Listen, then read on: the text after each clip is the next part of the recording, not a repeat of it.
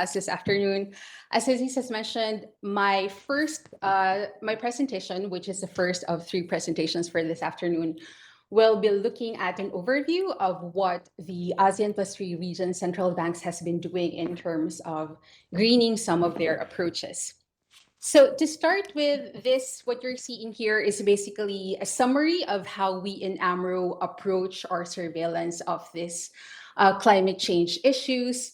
And we're basically detangling some of the transmission channels of climate change to ASEAN plus 3 growth and financial stability. And from there, we provide policy recommendations to the rest of our membership, which is comprised of our central banks and ministries of finance. So definitely, the region is very much exposed to two risks from climate change, of course, physical risks. Our economies are vulnerable to a number of extreme weather conditions. And of course, the manifestations of these risks would have impacts on our macroeconomic outcomes and future development prospects in ASEAN plus 3. Aside from the physical risks, as you can see in the slide, we are also very much exposed to transition risks coming from having to shift away our dependence from carbon-based intensive fuels and as well as carbon-based intensive sectors. Again, this transition risks as well do pose significant repercussions to financial stability in ASEAN plus 3. We are home to some of the world's largest emitters of greenhouse gas emissions. That includes China, Indonesia, Japan, and overall the region accounts for over a third of global greenhouse gas emissions. So our commitments under the Paris Agreement do carry consequences for long-term growth and financial stability.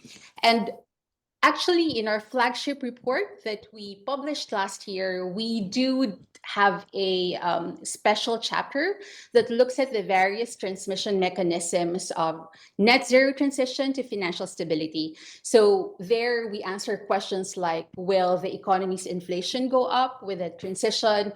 Are our economies facing a higher risk of stranded assets? And of course, if these risks materialize, then that would also carry, again, risk to financial stability. So ultimately, these questions touch on the role of the region's central banks and financial authorities in ensuring the smooth and orderly transition into a greener economy. Now, how our central banks would address some of these climate risks would, of course, depend on their mandates. So climate change risk can directly impact the traditional core responsibilities of our central banks. And of course, there are basically two mandates that we really see as central banks around the world. Of course, that's financial stability, and the second would be price stability. So we do know that there's growing consensus on seeing climate change risks as a major financial stability risk. So we do see a lot of movement in this front in central banks worldwide.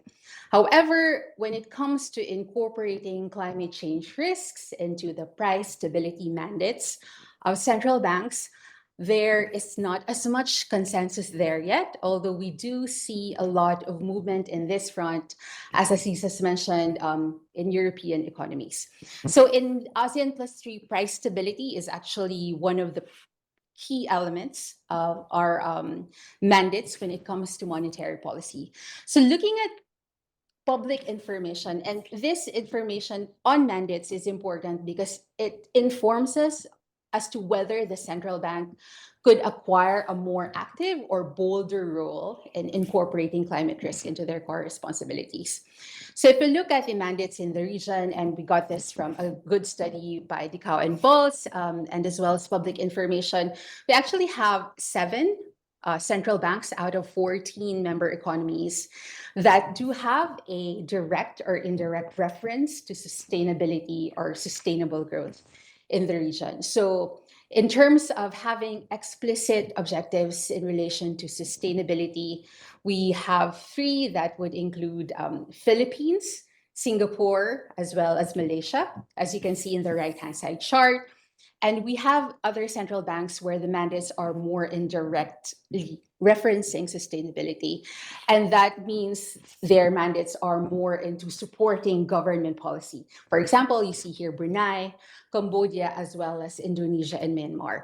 And their mandates are more in relation to supporting the general economic policy of the government. And as we all know, all ASEAN Plus 3 has announced commitments when it comes to the Paris Agreement.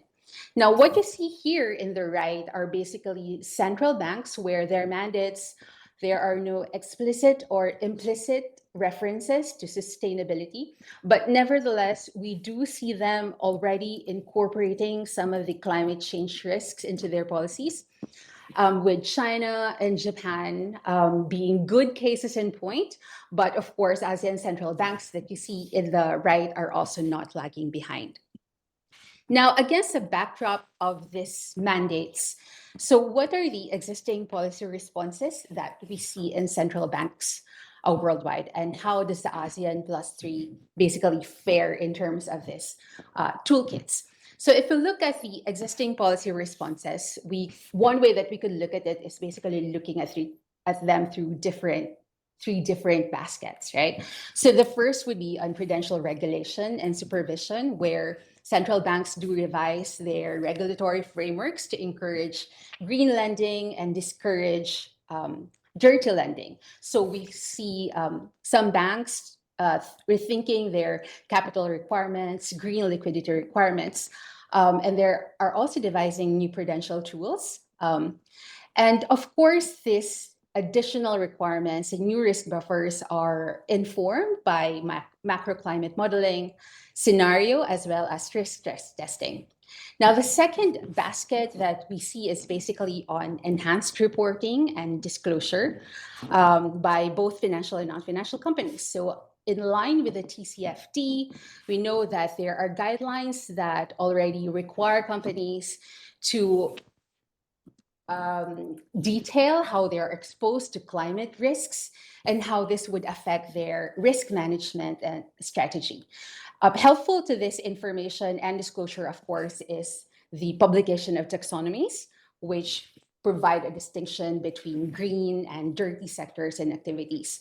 Another way that central banks do this is the announcement of transition plans. For example, they require banks to announce a plan on how they would move towards carbon neutrality, and then they regularly check this, the actual performance of these banks against these plans and targets. Now, the third basket that we usually see with central banks is something that's related to monetary policy operations, as well as operational frameworks of central banks. And this is key because climate change risk can have an effect on monetary policy operations. For example, they can impact directly counterparties and the financial assets that the central banks can use. For example, the collateral that can be used for credit purchases or even for outright asset purchases, right? And so climate change risks can affect, even in extreme conditions, the transmission channel of monetary policy by central banks. And so some central banks have started to think about this monetary policy tools, including what Aziz has mentioned before, collateral frameworks, as well as credit operations, targeted refinancing lines, which we will talk more in detail today. So against this backdrop, we'll look at where are ASEAN Plus 3 central banks more or less doing most of their approaches. What we find is most of the action is really on the first two buckets. There's a lot in prudential regulation and supervision. In terms of stress testing, for example, our banks in the Plus 3 have done pilot climate stress tests, and generally the results are that most of the financial sector in the region could absorb some of these losses according to the pilot stress tests. We have additional regulation and supervision, for example, guidelines in terms of distinction between green and dirty activities, taxonomy, such as in the case of Thailand. What we also see is that banks in the region, central banks in the region are providing, say, subsidies or assistance for the issuance of green bonds and green instruments, such as in the case of Singapore as well as in Hong Kong. When we think about the third bucket on monetary policy operations, we could see three would fall into that basket, and that would be Malaysia with funds for the SMEs, as well as China and Japan. And specifically on refinancing programs, that would fall. Two programs that have been announced in the region are China and Japan, and we will discuss this in more detail later. So against these mandates and existing approaches in the region, I think it's safe to say that the climate-adjusted targeted credit operations are not yet as utilized as much here in ASEAN plus 3. And so our colleague from CEP, Muhammad, will talk more on the targeted refinancing operations, but just as an overview, basically these are operations that help provide financing to credit institutions. The advantages of such refinancing operations or TROs is one, they help preserve favorable borrowing conditions for banks. It does help stimulate bank lending to the real economy. Central banks gives loans to financial institutions at favorable rates, and these are then helped to pass through loans to businesses and consumers. Second, it can be a useful tool to channel resources to targeted objectives. And this is what we saw during COVID-19. A number of economies did use targeted refinancing schemes to help shore up access to targeted sectors like SMEs across the region. The third is that it does help encourage lending when banks would otherwise be hesitant to give out loans. And one could argue that this is a case for climate finance, right? Because in theory, private capital should go into the green projects if it was more profitable to do so. But in reality, this may not happen. For example, the return on brown projects may still be higher than the return of green projects, or banks and investors do not have sufficient information to do decisions related to the green transition. So in that case, targeted TROs can encourage lending in this situation. And this is also why they typically entail conditionality, aiming to deal with structural issues. So in other words, for example, banks can have access to cheap credit as long as you pass this on to the rest of the economy, for example, to consumers and businesses. So a good case in the use of such refinancing operations that are targeted are actually what is seen in the ECB. So it's a series of refinancing programs implemented in the past few years, 3 times. And the one in 2019 was arguably instrumental in helping Europe weather through the COVID-19 crisis. And this, the features of this TRO by the ECB, you can see at the bottom of the chart. But the operative words here are it's targeted and it's also conditional.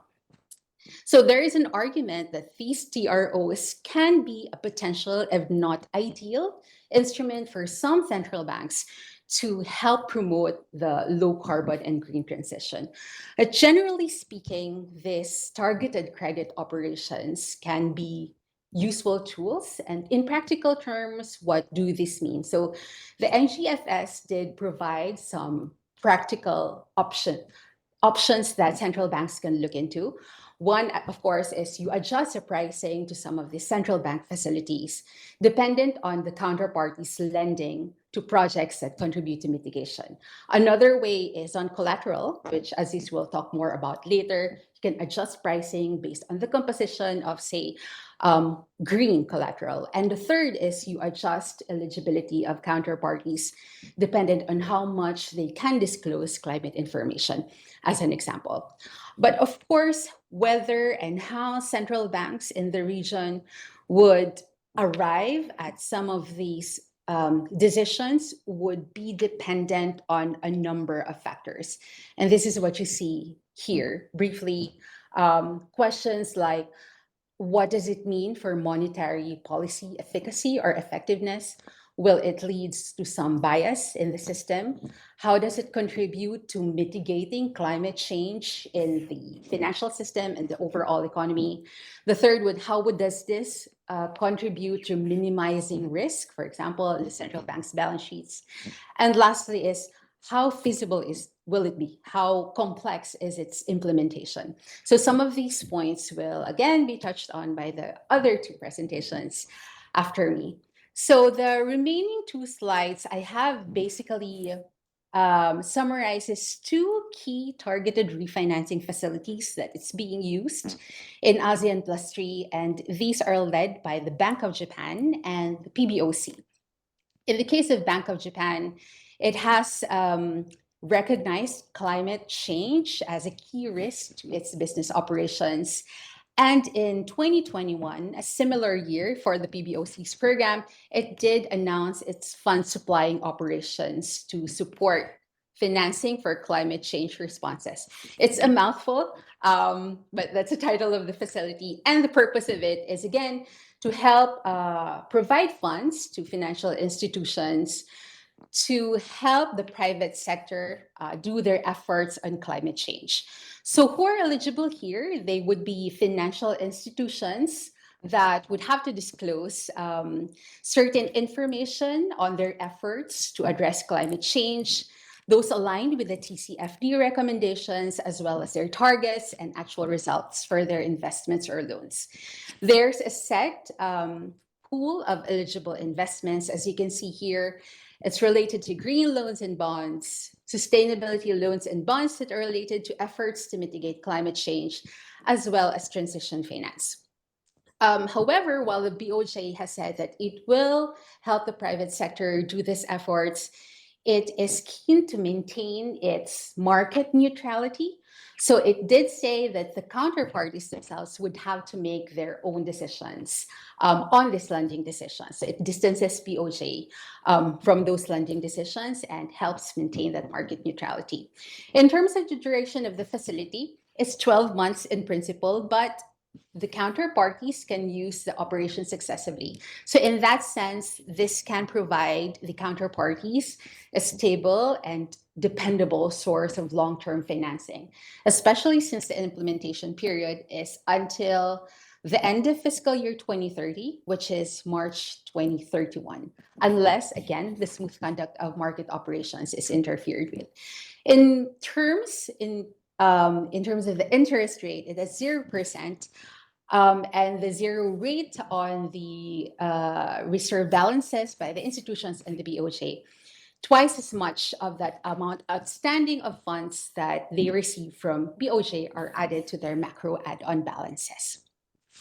Similarly, the PBOC is also a pioneer in terms of the central bank-sponsored credit operations. Their CRF, or Carbon Emission Reduction Facility, is a similar policy instrument, and the purpose, again, is also to mobilize this funding with the help of financial institutions to three targeted areas. Again, the operative word for this refinancing is the nature of targeting, right? In terms of the eligible party for the PBOC's program, it was limited to about 21 banks when it was first introduced, but has since expanded to include smaller banks in the system and even some foreign banks like Deutsche Bank.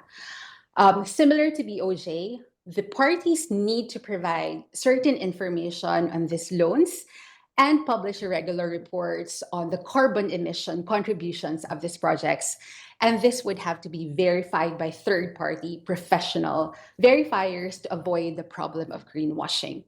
Now, in terms of eligible investments, they are looking at three targeted areas. As you can see here, it's more towards projects that contribute to clean energy and its subsectors. There's about 15 of them. The second is on energy conservation. So these are projects for energy efficiency.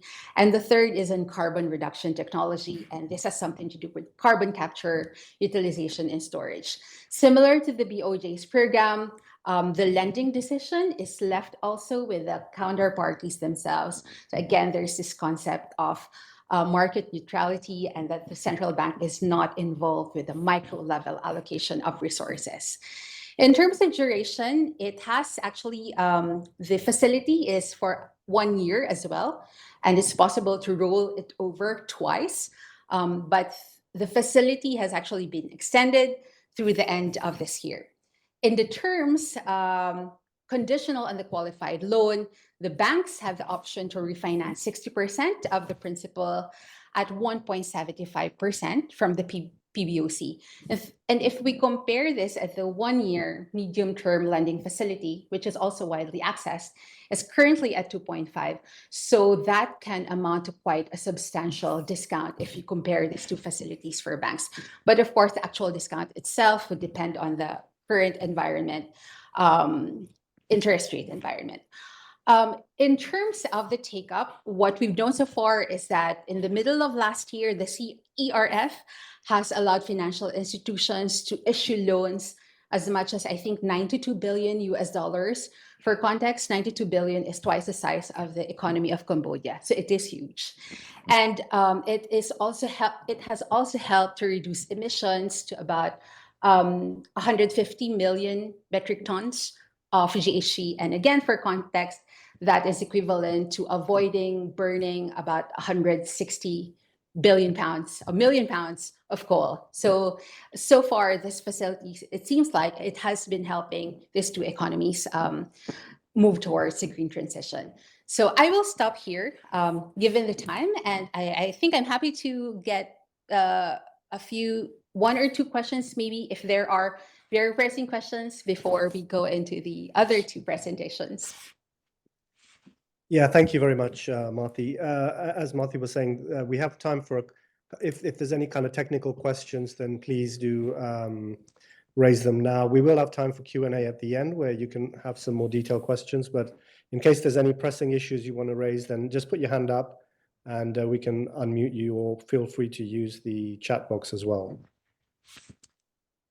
But if not, we will come back at the end for some more detailed Q&A. So Marthy, thank you very much. That was a great introduction to this whole topic. And what I want to do now is dive in a bit more into how some of these things can work and some of the issues as well. So I'm going to use the examples of the Bank of England and the ECB to talk about how we can green collateral frameworks. Okay, so to start with, this is the collateral framework, and particularly the one the Bank of England use. Is, sorry, I'm not sure what's happening here.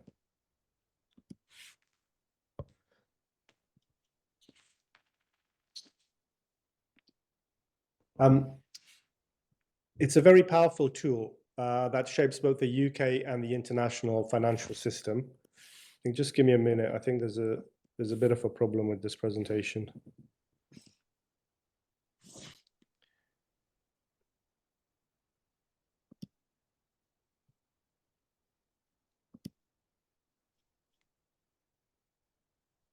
Okay, sorry. I think it's just going forward on its own. Let me try again.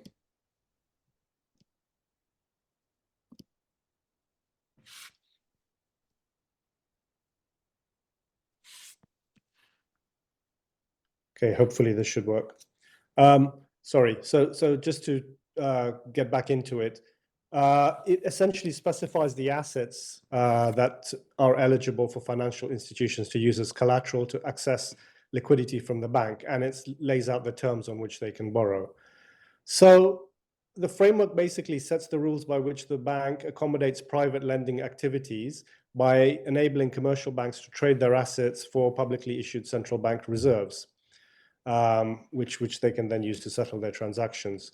So by setting the terms on which privately held assets can be exchanged for central bank money, this collateral framework creates a hierarchy amongst assets, because it then says what you're going to get the money from the central bank from. And so this has a significant impact on borrowing and lending activities across the broader economy, because banks will know that whatever assets are acceptable by the central bank will effectively have a cheaper financing available to them. So in effect, they're receiving an implicit subsidy. So greater demand for these kind of assets raises their prices and lowers yields. and these impacts reverberate throughout the financial sector. So this is why this is an important topic.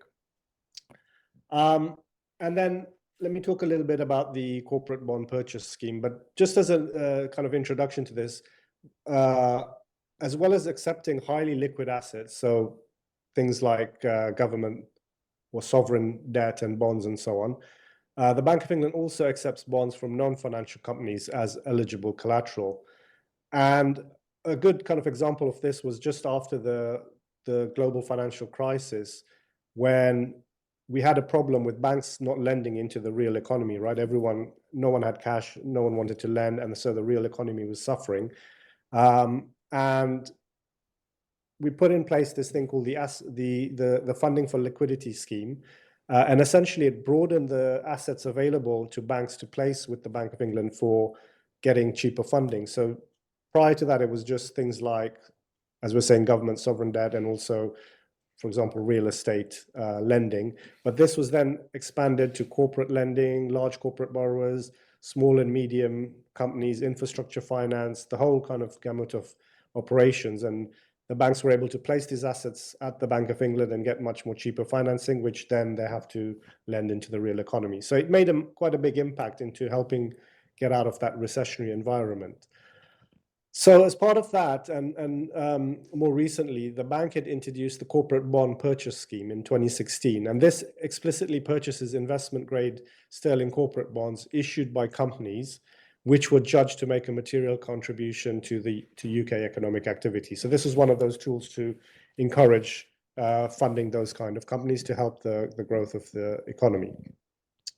So this is really a monetary policy tool, and its size is determined by the Monetary Policy Committee as part of its policy decision making in order to achieve the inflation target. So that's the overall function of it.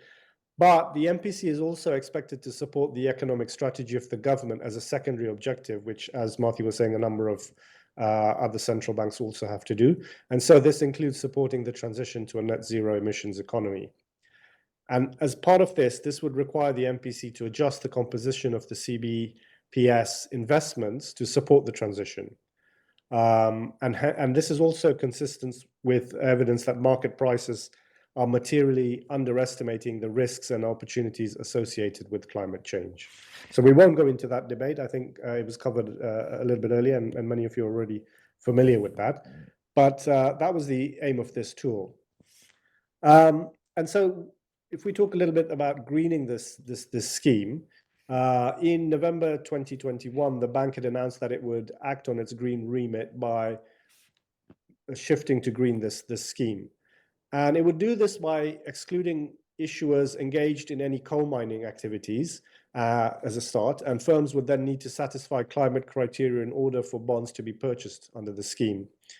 And purchases of eligible firms would also then be tilted towards stronger climate performers within sectors. And this was something which was termed as green tilting. The key aim of all this is to persuade firms whose debt might be held by the Bank of England to change their behaviors in a meaningful and lasting way that supports this orderly transition to net zero by 2050 is the target in the UK. So it's not just simply to minimize the current climate footprint of the BOE's portfolio, but it's looking at that long-term orderly transition. And the approach is also consistent with targeting a 25% reduction in the carbon intensity of the portfolio by 2025. So the idea was that requirements on firms were going to be increased over time, and actions such as reduced purchases or removal of eligibility or even divestment would be taken against weaker performers. So how has this worked out? And when this was first announced, it was quite exciting, and I was really looking forward to seeing how this would pan out. But unfortunately, it hasn't worked as well as it could have. Now, the first reason for that was nothing to do with the greening side, but it was just more of a monetary policy decision when the BOE chose to wind down the CBPS from May 2022. And hence, this has kind of stifled a little bit of that greening journey that the bank was working on. It's also signaled that it was exploring decarbonizing its collateral framework more broadly, so some of the issues we talked about earlier, but the progress really is lacking behind a number of other central banks. So the ECB committed to its green collateral framework in July 2022, and its measures are due to be in place by the end of this year. So I'll talk a little bit about that as well, to see how that's progressing. But as we saw, there's a number of other central banks, and also here in the ASEAN +3, which are taking steps towards greening collateral frameworks. So it does look like the Bank of England is falling a little bit behind. And as such, because this is now no longer in place, effectively the BOE is still inadvertently subsidizing fossil fuel companies by accepting assets from financial firms as collateral. And these include bonds by oil companies like Shell and Total Energies, as well as coal producers like BHP Group and Rio Tinto.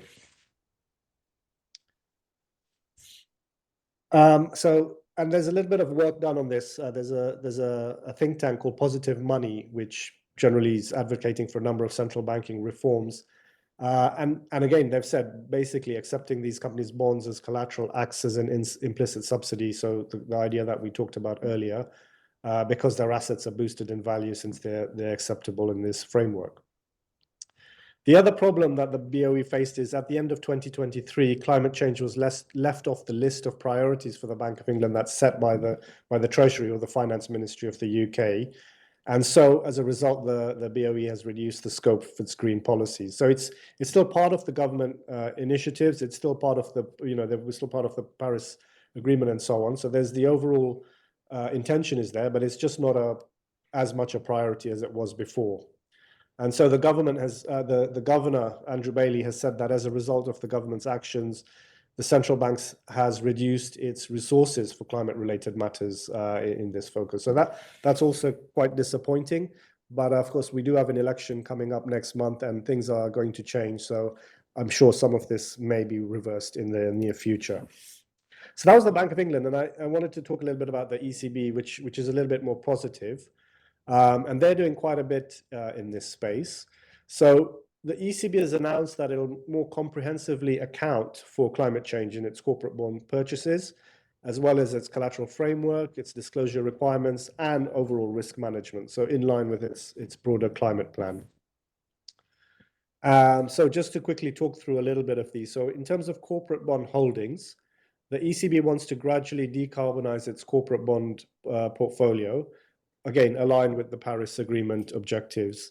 And so the ECB is also going to tilt holdings towards issuers with better climate performance through reinvestment of the large redemptions that are now occurring. And better climate performance is also going to be measured with reference to a number of factors, such as lower greenhouse gas emissions, more ambitious carbon reduction targets, and also better disclosures in this space. Secondly, on the collateral framework, the ECB is going to limit the share of assets issued by entities with the large carbon footprint that they can pledge with them. So at first, this is only going to apply to marketable debt instruments issued by companies outside the financial sector. But then additional asset classes may also come under the new limits regime as data in this space improves. And then thirdly, climate-related disclosures. The ECB is only going to accept marketable assets and credit claims from companies and debtors that comply with this new Corporate Sustainability Reporting Directive, CSRD, which is coming into place as part of its credit operations. So CSRD, the implementation has been delayed a little bit, so it's going to apply from 2026. So there's a bit of a gap there, but it's coming up. And then finally, on the risk assessment and management side, the ECB is also further going to enhance its risk assessment tools and capabilities to better include climate-related risks. So they're still not happy with the way rating agencies, for example, are assessing climate in their risk assessment frameworks, and they feel the current disclosure standards are not satisfactory. So in order to kind of improve this assessment, they're going to urge rating agencies to be more transparent about how they're incorporating climate risks into their ratings, and they've agreed a common set of minimum standards for how national central banks themselves, how their in-house credit assessment systems should include climate-related risks in their ratings. So this touches a little bit, if you joined our our previous webinar we did with CEP on the Basel III standards and guidance for incorporating credit risk into climate risk into the credit assessments and so on, then we covered a little bit of that. So those standards are coming into force at the end of this year. So let's also review the ECB's approach. ECB is certainly a pioneer among central banks. They really set the standard across this by explicitly including climate change considerations in their whole monetary policy, but also across their supervision and so on. But there's still a few issues, right? It's still not quite clear how these will actually materialize. In terms of screening for the greenness of corporate bonds, as I said, the CSRD is not coming into place till the end of 2026. And even then, it's only a certain marketable instruments and credit claims that will come under there. And arguably, you could say, well, they should broaden the asset classes to include covered bonds, government bonds, and so on. So right now, there doesn't seem to be that much impact from the ECB in terms of greening its collateral framework, because only 6% of the total assets pledged would fall under that, and because of that delay in the CSRD. So there's a limited impact from that. But green targeted longer term refinancing operations could be very powerful instruments to steer the climate transition in the event that the ECB starts offering banks lower rates for loans under those commitments. But overall, I'd still say the clear and increasing focus of the ECB, bringing this climate into its monetary policy strategy is a strong signal to banks to say that those with a greener loan portfolio over time are going to be able to benefit from that first mover advantage as the ECB goes further on this strategy. And that's a kind of global message as well. So in that sense, it's still positive. And then just to leave you with some recommendations, which I think would be useful if we're talking about greening collateral frameworks for central banks globally, but particularly in the ASEAN +3 as well. I had 4 points just to quickly discuss. First of all, it would be useful to develop a framework to assess the environmental footprint of assets. So this needs a combination of metrics, qualitative assessments at the sector level, but also activity and entity level. And then firm level indicators as well, such as backwards looking data on absolute emissions and reduction progress, and forward looking data, including transition plans, can also be used to make an assessment of the sector, because you don't want to undermine the efforts of those companies who are in the process of transitioning and have got robust plans in place. So if you want more information on this, again, I mentioned earlier the Positive Money review. They've actually come up with quite a good report that goes through the detail of these points and expands them a lot more. So I've taken this from their report, but there's a lot more good detail if anyone is interested. Secondly, they can negatively screen and even exclude assets from issuers whose economic activity is mainly or primarily incompatible with the climate and environmental goals that have been set, starting with fossil fuel producers. And there's a bit of debate around this, is how realistic is this, particularly for ASEAN +3 economies, which we can't completely stop using them. So maybe there has to be a graduated approach or something like that. Thirdly, applying higher haircuts to assets depending on the issuer's environmental footprint. And then finally, increasing transparency over collateral operations themselves. So this would include disclosing the environmental footprint of collateral holdings, providing backward-looking data on the amount of each asset held as collateral, disclosing the sectoral makeup of those assets from non-financial corporates, and primarily giving transparency to the proportions of different sectors that are benefiting from collateral eligibility. So just making all this information available a lot more publicly so people can analyze that. So I hope that was useful. I'm aware of the time, so I'm just going to end there. Again, if anyone has any quick questions or clarifications, then you're welcome to raise them now. But otherwise, we will come to a Q&A at the end. I'm just having a quick look. I don't think there's any hands up at the moment, so please do save your questions until then. But otherwise, let's now move to our last presentation from CEP. And we have both Julia and Mohammed from CEP. So let me just hand over to them to give you a quick introduction to themselves and their work, and then we can proceed with their presentation.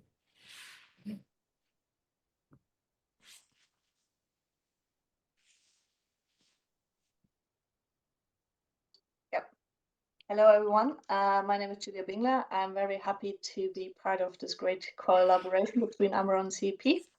I am a fellow on monetary policy and financial supervision at the Council on Economic Policies, and focusing on central bank policies and supervision in ASEAN +3 countries. We did the previous webinar together with AMRO, focusing on financial supervision and the implementation of the Basel core principles, which have been recently updated, and also the general Basel III recommendations. And I'm happy that we have now this follow-up with Mohammed, who is fellow on monetary policy, and will introduce himself.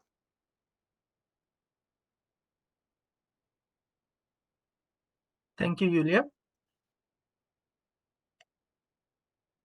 Hi, everyone. My name is Mohammed Kassar, and I am a fellow with the Council on Economic Policies, working in the domain of monetary policy. Before joining CEP, I managed different refinancing schemes at Central Bank of Pakistan for more than 5 years as an assistant director. Building on what Marthe and Aziz have discussed about targeted refinancing trends in the ASEAN +3 region and accounting for green considerations in collateral rules, I would like to share an overview with you on the different purposes and designs of targeted refinancing and their use as an inclusive tool for sustainable energy in the ASEAN +3 region. But I am aware that we have a diverse audience, so to keeping in view the diversity of the audience, I would like to first reiterate the difference between refinancing and targeted refinancing before moving forward. So providing refinancing to banks is at the core of what central banks do. They do so by offering loans to banks against collateral based on various terms and conditions. In some sense, these terms and conditions may always include an element of targeting. For example, because the central banks will only accept certain assets as collateral. We speak of targeted refinancing when these terms and conditions of refinancing operations are designed with the explicit intent to influence the lending behavior of banks towards certain target or priority areas. These target or priority areas can be households as well as firms. This presentation revolves around the key message that well-designed targeted refinancing lines can be used to support key policy priorities, including as an inclusive enabler for sustainable energy. As background to this key message, I will discuss targeted refinancing, covering the different purposes they can be aimed at, as well as their design elements and related guiding principles. I will end with a few examples of central banks that are already deploying targeted refinancing in support of sustainable energy objectives. Targeted refinancing can be deployed for a broad range of purposes, such as coping with crises, supporting specific economic sectors, and long-term structural adjustment objectives. For example, by offering refinancing for bank loans to export sectors, agriculture, and SMEs, as well as to pursue further policy goals, such as the financial inclusion of poorer households. Targeted refinancing can also be used to support multiple goals and should be designed recognizing the potential impact they have on other objectives and the possible trade-offs between them. I will come back to this point in the context of guiding principles in later slides. In the design of targeted refinancing, central banks have a broad range of design elements to keep in mind. At the core of the decisions they have to take is the definition of eligibility criteria. I will discuss this eligibility criteria in more detail shortly. Other design elements include the interest rate at which central bank will offer refinancing to banks, the collateral it will accept from banks, as well as the maturity of refinancing it will provide, and the overall exit strategy from the targeted refinancing program. As discussed at the start of the presentation, targeted refinancing involves three main stakeholders. The central bank, banks, and the households or firms in the priority areas that the targeting is aimed at. A key design element of any targeted refinancing scheme is thus the definition of what is eligible for refinancing. This includes a decision on which banks are eligible to seek refinancing from the central banks, as well as a decision on which loans they can refinance. Some central banks may choose to define the eligibility solely in terms of which economic segments the bank has borrowed to. Others may opt to define eligibility also in terms of the conditions that banks have attached to the loans to the priority sector. In that context, a key aspect is whether central banks require banks to lend to priority sectors at a concessional rate and whether they require banks to pass additional benefits to their customers or not. Sorry. When taking the different design decisions for a targeted refinancing program, central banks need to consider the interaction of the program with the financial ecosystem as a whole. Crucially, in order for targeted refinancing to provide an incentive for banks to shift their lending patterns, the refinancing need to make the lending to the priority areas as profitable as the existing loan products a bank is promoting. Secondly, targeted refinancing should be mindful of the broader implications. For instance, targeted refinancing for sustainable energy should complement, not undermine, the financial inclusion. Thirdly, targeted refinancing should aim for both effectiveness and efficiency. Assessing alternative measures provides important input for that. For example, when exploring the introduction of a targeted refinancing program for customers to buy renewable energy equipment, a central bank may also assess an alternative option of targeted refinancing for manufacturers to produce such equipment at scale. Against this background, one policy objective that a growing number of central banks in ASEAN plus 3 region have started deploying is targeted refinancing programs for sustainable energy. The programs they have launched have taken very different shapes and forms, and I would like to end my presentation by highlighting three different key examples from Malaysia, Japan, and China. In case of Malaysia, the Central Bank of Malaysia Act 2009 allows BNM to establish a fund to provide targeted refinancing for financial inclusion. Recently, BNM has established a fund for banks to provide low-cost funding to SMEs for sustainable practices, helping them transition to a low-carbon and sustainable path through the Low-Carbon Transition Facility. Sustainable practices under this facility include on-site renewable energy generation. Moreover, there is another facility under this fund, the High Tech and Green Facility, which also provides financing for renewable energy and energy efficiency.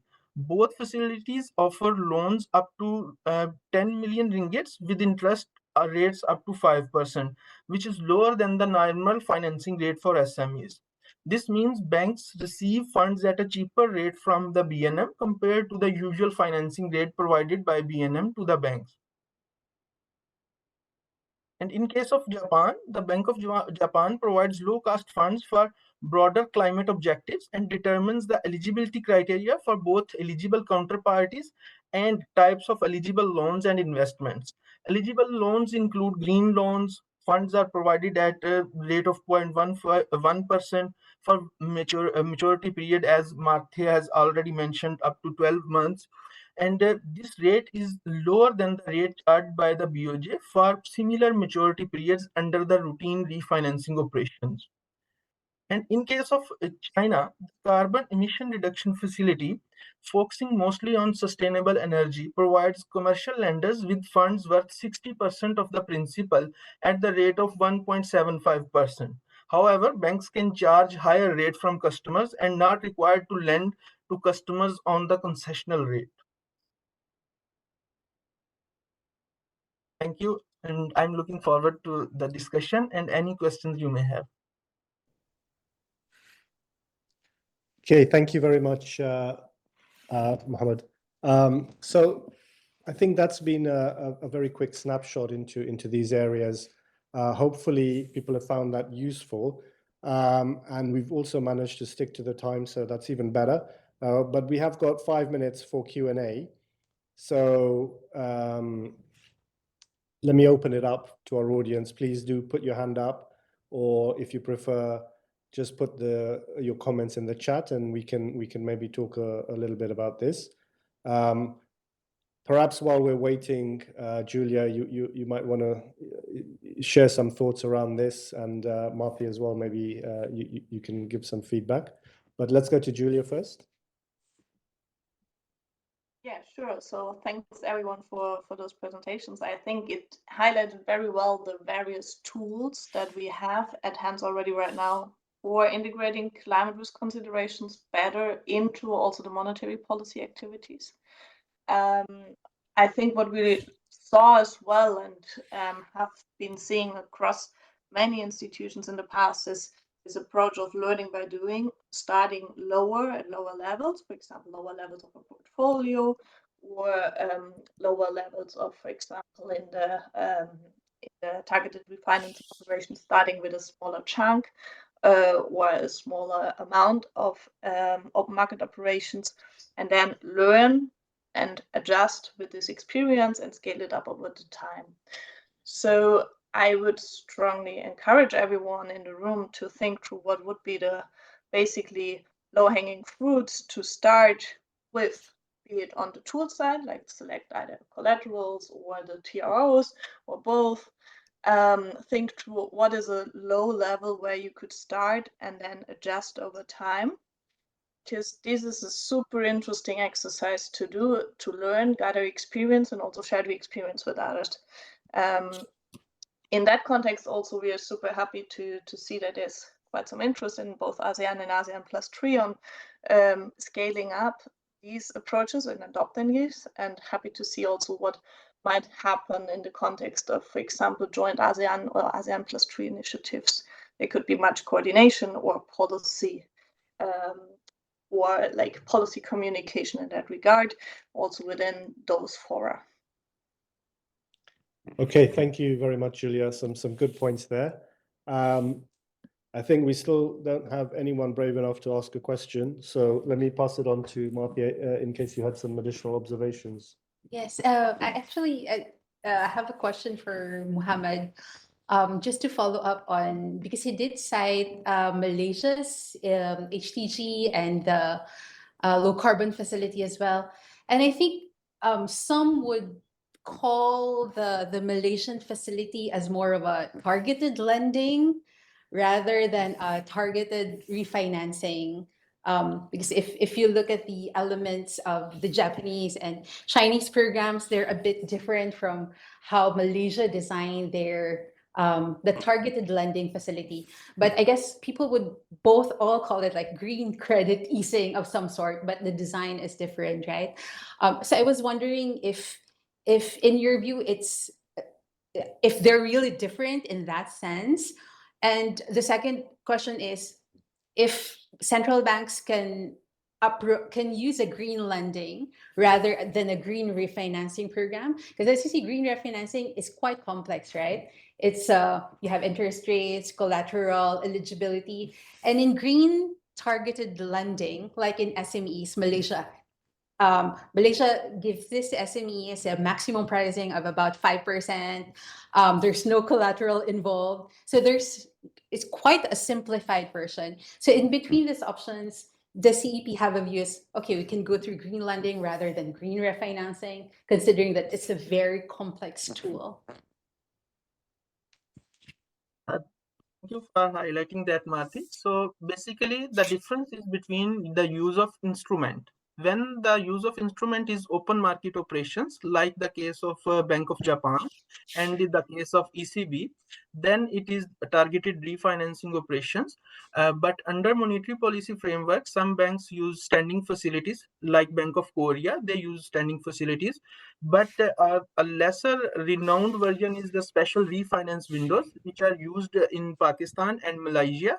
So in these cases as well, the refinancing is claimed. So basically, uh, central bank introduces a scheme, and then after that announcement of the scheme, borrowers can go to the banks, and banks lend to the borrowers, and then banks claim refinance. In case of Pakistan, it is 48 hours. Within 48 hours, they claim the money from the central bank. It's 100% refinance of case to case basis. And the similar mechanism is in case of BNM. But you are right in pointing out that it goes beyond the monetary policy framework sometimes, because it is aimed at the developmental objectives of a central bank. So it can be, we can say that it goes somehow beyond that, but it still involves the monetary injections in the economy somehow. So therefore, they still fall under the monetary policy framework, and they are still very much relevant. Okay, thank Did I you. miss any question or anything? Otherwise, yeah.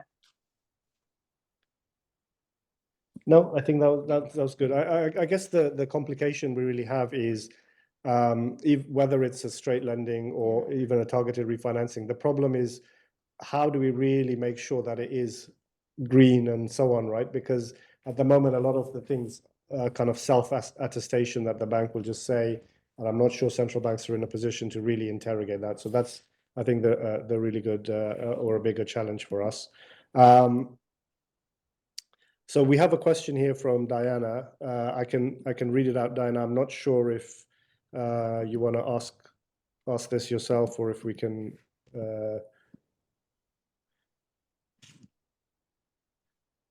Perhaps you're not able to unmute on this or something. So in which case, let me read it out. Okay. So 2 questions. First of all, how do you assess the scope for targeted refinancing to advance the climate policy agenda in the ASEAN +3, especially in the context of other sustainable financing instruments? So I think this is just the question we kind of were just talking about, right? When you have other instruments like green bonds and so on, how do you justify using those targeted instruments? And secondly, drawing from the European experience, how do you assess credit risks from these targeted refinancing facilities? So firstly, Mohammed or Julia, did you want to talk a little bit about the scope for I targeted can take that one refinancing? first, and if Yeah. Mohammed has anything to add. So first on the targeted refinancing to advance the climate policy agenda. Overall, I think it's important to have various measures and sources of finance available. This is also within any other like structural transformation the case, and it's also the case for any standard economic development or standard economic policy making in general. So it's, to me, the best idea to mainstream those considerations across the instruments that we have and use, because this would, on the one hand side, increase the chances of triggering vicious circles in finance itself.